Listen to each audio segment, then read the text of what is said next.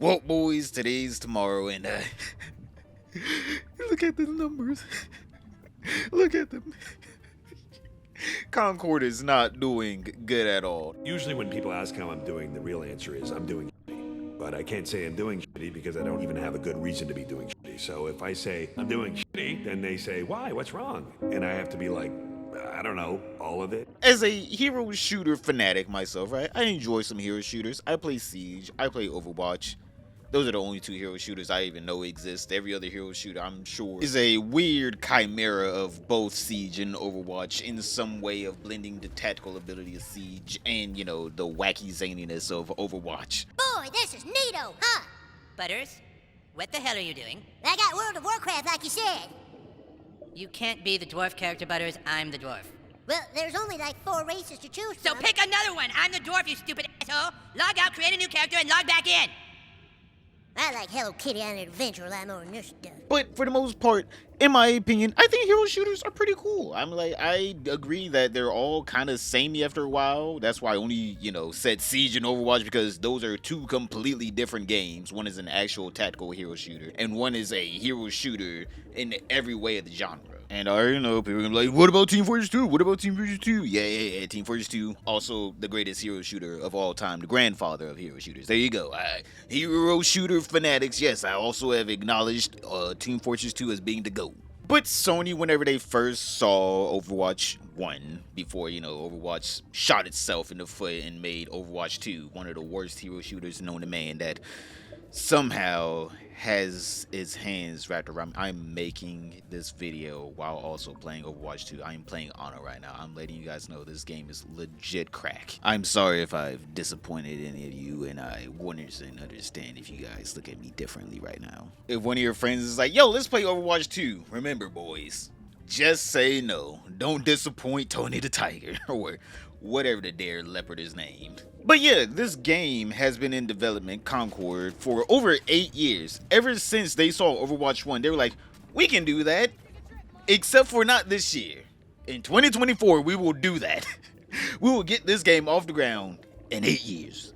Which is kind of weird because it feels like they didn't really do much for the hero shooter genre. I feel like they did more on like making the story for the game instead of making the actual game, the product. Because they came out with a pretty lackluster hero shooter, which I'm not going to be like, oh, it's terrible, because at the end of the day, it's not terrible in the slight. It's literally just, It's a hero shooter. It's there. If you want to play it, it's there. It's not a terrible game at all, but the terrible part about it is that they charge money for it, which is extremely rare in this day and age of multiplayer gaming in general. And I understand that back in 2016, Siege and Overwatch 2 were able to charge money for their game because, back then we were still, charging money for games. So, everyone was just like, yo, man, we're paying for the game. There's no microtransactions really. I'm like, who cares? But in the year of our Lord, Ice Poseidon, you can't do that. You can't charge money for multiplayer games all that much if you actually want, people to play it. Now, the other criticism, like, oh, the characters are ugly. Man, who cares? They're bland. Okay, who cares? I mean, like... I really don't care, because in Siege, I'm like, most of the characters in there are pretty ugly and bland themselves. There's Soldier Guy number 76. I'm like, people will make Rule 34 of almost anything if they like playing it or interacting with it enough. So trust me, if the designers don't make the character desirable enough for you to fuck them, then who cares? Someone else will. And I understand that, you want to feel an attachment to the character and feel like, oh my god, this is a cool character to play. But whenever you get that attachment to the characters, whenever you actually play the character, and a lot of them are just boring to play. Alright, they're not even all that fun, because a lot of them move like literal tanks, alright? They are extremely slow. So the movement in the game is already clunky, let alone like any of the abilities aren't really that different from a lot of other hero shooters.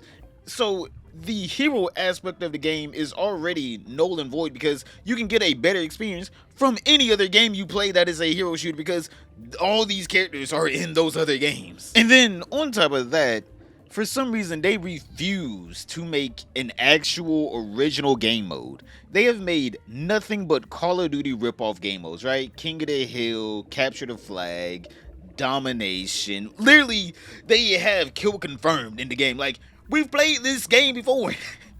It's called Call of Duty. Whatever you want to pick off the shelf. So all of this accumulated into no one bought the game because it is a derivative of other games you can literally play for free or at such a cheap, steep price to where you're like, why would I pick up Concord whenever Siege is like $10 and like Overwatch 2 is free and TF2's been free forever. I'm like, you gotta deal with hackers in TF2, but I'm like, hey man, it's still a good game. So the Steam numbers are super low, and by the way that some of the devs are acting on Twitter, somebody told me the PlayStation numbers are not even existing, alright? Because if the PlayStation numbers were doing good, then they would be like, hey man, we don't care about Steam.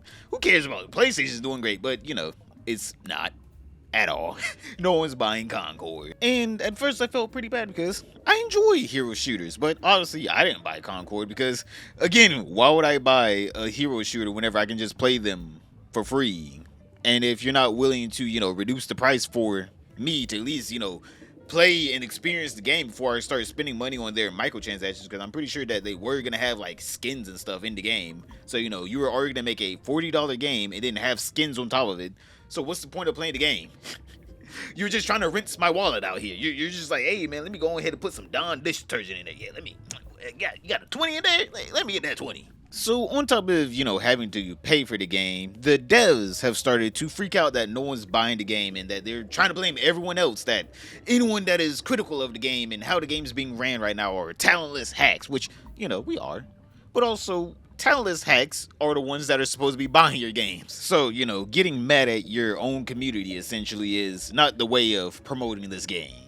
So with the release of Concord, one of the devs decided to come out and talk about the game, saying, "It's Concord release day, so insanely proud of the team and what they and we have accomplished, a labor of love like nothing else, been playing it so much since early access started a few days ago, and I'm so excited for it to be available for everyone. And I am honored to have had this be my first AAA game. Was a huge learning experience, lots of struggle, but I'm glad to have gone through them. Time to go play." And then the cold reality of the Steam charts came out.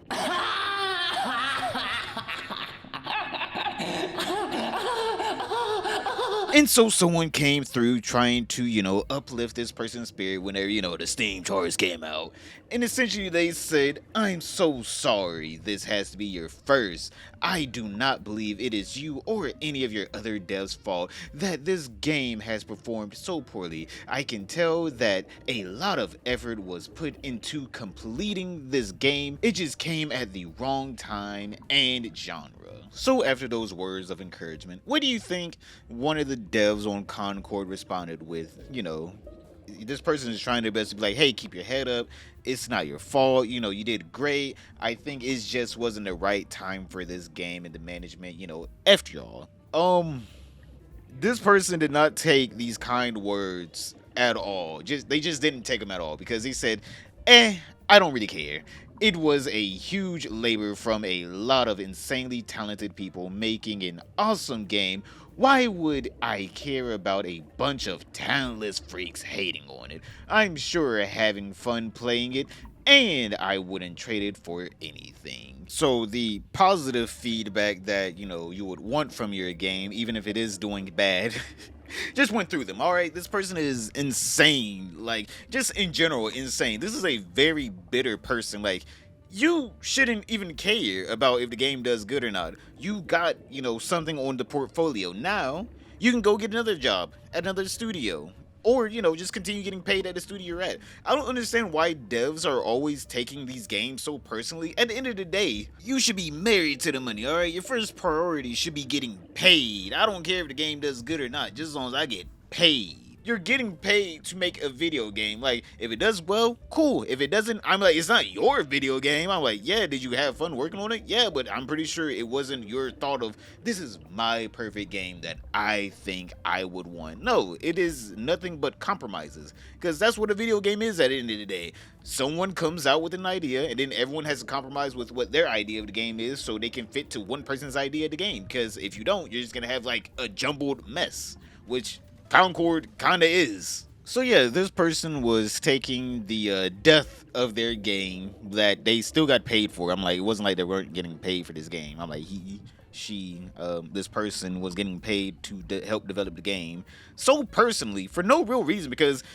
I don't understand, like, were they gonna get a kickback if the game did really great? Like, probably not. Like, hopefully not, because the one company that does give kickbacks if the game does great, Activision Blizzard, is not a great company to work for. So boys, let's play a game. Tell me in the comments down below. Do you think A, their response after that was silence? Do you think B, their response after that was, criticizing the other person for their lack of talent by, pointing out things in their profiles? Or do you think C, this person just hid their messages and then told them to pay them $8 to get their messages unhidden? I'm gonna give you guys a second. Write out your comment. I'm gonna give you guys a second. Hopefully you're writing out right now. Don't forget to like while you're down there, please. It helps out the video. And also subscribe if you're new. So you chose C. Yes, they did that. They hid people's fucking replies and told them to pay them $8 to get them unhidden. Like, anyone would pay them $8 to unhide a reply. People aren't paying for your game. You think your comment section warrants an $8 subscription to it? Like, no. How? How could you post this? I thought you were based. I thought you were my little PogChamp. So yeah, it's pretty sad that the game, is going the way of the dodo bird, alright? This game's gonna be shut down. This game's gonna be, left to the dust because they refuse to make it free to play. And I'm gonna be honest here, it's not even the devs that are probably refusing to make it free to play. This is probably like a Sony higher up, like, no, we can't do that because, Helldivers 2 did great, even though Helldivers 2 is a completely different game than what Concord is, alright? Like, two different genres of games at that. So, it's not even really the devs' fault at the end of the day, but whenever they freak out like this on a project that they still got paid for, because at the end of the day, your whole, thing that you should be worried about is getting paid. Screw the game. I want to get paid. So, at the end of the day, they should be happy that they got paid to make this game, play the game, and have something on a portfolio that they can take to another company. Instead of them being grateful for that, they're spiteful that no one liked the project that isn't even their own personal project, right? This is someone else's personal project. This isn't even their personal project. They just worked on some art for the game. Like, my guy, get out of here. You didn't do anything that's worthwhile that, really contributed to the make or break of the game. Unlike Logan Paul, who's getting sued left, right, and center by any and every person and any and every company he has even tried to think of making. Click this video right here to see what are all the lawsuits that Logan Paul are getting into now. But other than that, boys, don't like, subscribe, comment down below, and I'll see you all tomorrow.